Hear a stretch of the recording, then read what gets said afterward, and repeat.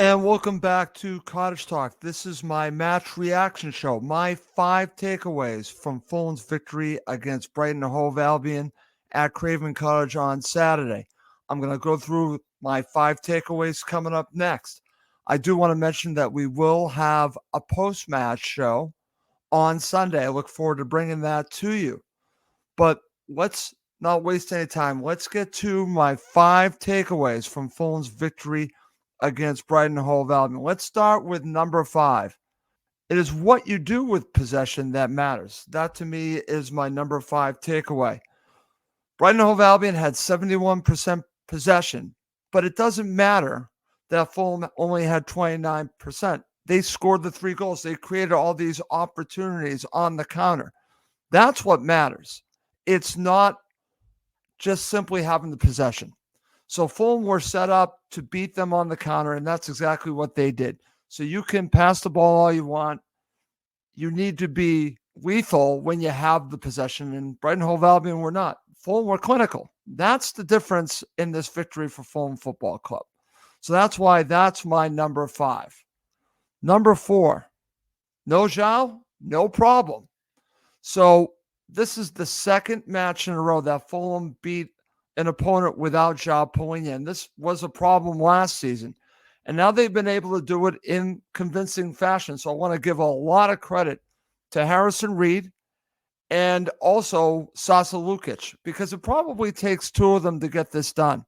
But they absolutely got this done against Brighton Hove Albion. And it's going to make it difficult, believe it or not, to get João back in. I don't think he automatically walks back into this Fulham side. How do you break up this tandem right now? They're doing an excellent job. So this is fantastic news. That's why João Palhinha not playing today and Fulham winning second match in a row. That's why that's my number 4. Number 3, Rodrigo Muniz continues to improve each and every match. I've been talking about this a lot. And again, his center forward play is just fantastic. It's not just the assist that he had on the goal for Harry Wilson. He scores himself from a delivery from Harry Wilson, but it's his hold-up play, his work rate. It's the entire package. He's not Mitro, but he is playing the Mitro role fantastically. So this is just huge news because Armando Broja was brought in to be your starting center forward, and he can't even get in. He has to come in for these basically fleeting moments of matches right now. So he's coming in at the end. He came in at the end of this match. So I don't think that was the plan, to be honest with you, for Armando Broja to barely play for Fulham Football Club. So I think it was fantastic to bring him in, but I also think it lit a fuse underneath Rodrigo Muniz, who took this opportunity and simply has run with it. So congratulations to him for everything that he's done. He's earned it. 5 goals in 5 matches, but it's a lot more than that. He's doing a lot more for Fulham Football Club. So congratulations to Rodrigo Muniz. That's why you're my number 3 takeaway, because you just get better and better as you play for Fulham Football Club.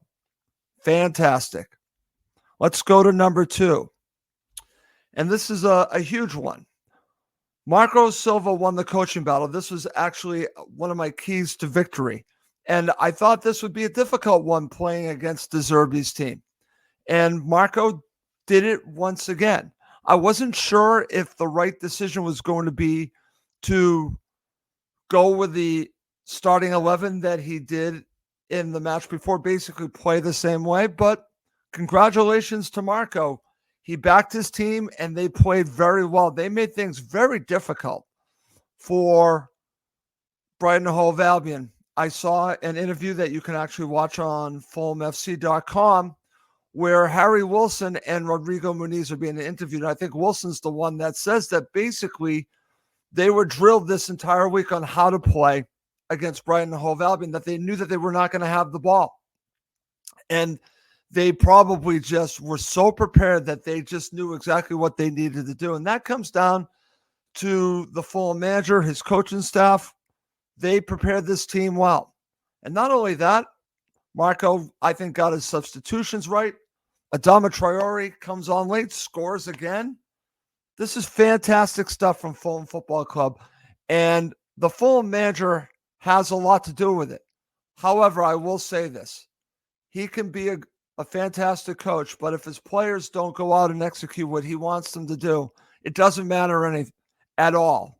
And that's a credit to Fulham's players here because they got the job done. They had a game plan, just like they did against Manchester United, and this worked out just as good like they did against Manchester United. Dare I say, maybe they played even better in this match. So congratulations to Fulham Football Club for a huge victory, and that's why Marco Silva winning the coaching battle is my number 2.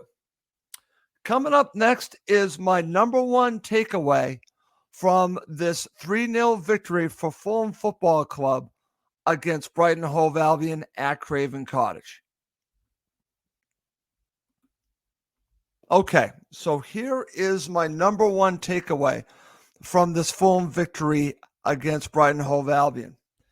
And it's this. You can't change this starting 11 right now. How do you change that? I know that João Palhinha is going to be available for the Wolves match. Sorry, you can't change the starting 11. You got something going. I say you got to continue on this until it does not work. Fulham have many options off the bench, but I don't think Palhinha should start against Wolves. I think Marco needs to ride this out as long as he possibly can.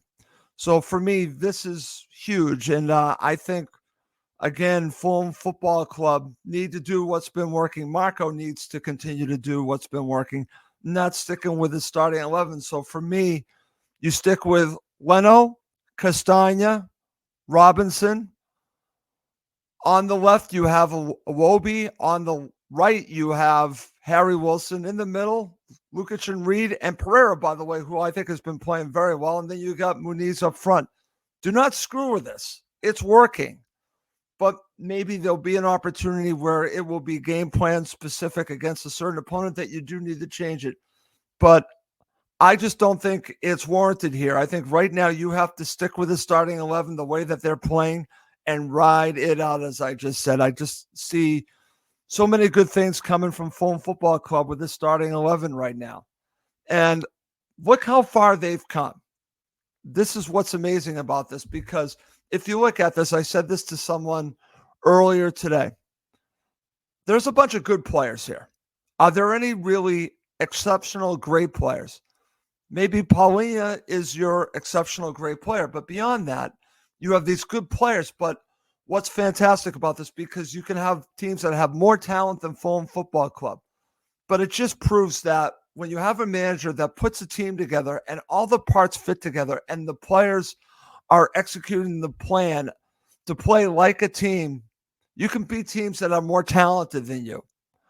Brighton Hove Albion probably right now are more talented than Fulham, regardless of all the injuries. I don't want to hear any of those excuses. Talent-wise, even now, Brighton Hove Albion are more talented, but it just shows you that it's not about acquiring talent. It's about building a team. Proven true, and Fulham Football Club are showing that, because they do not have the most talented team in the Premier League. They need more reinforcements for next season. But it's amazing that they can lose Mitrovic like this. It took a while to figure it out, but they figured it out. And the parts are more important than, say, one superstar like Mitrovic. Take him out of the puzzle. That's okay, because we have other pieces that we can put into the puzzle.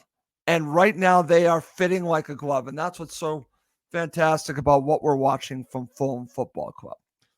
And that's going to end this quick episode of the show.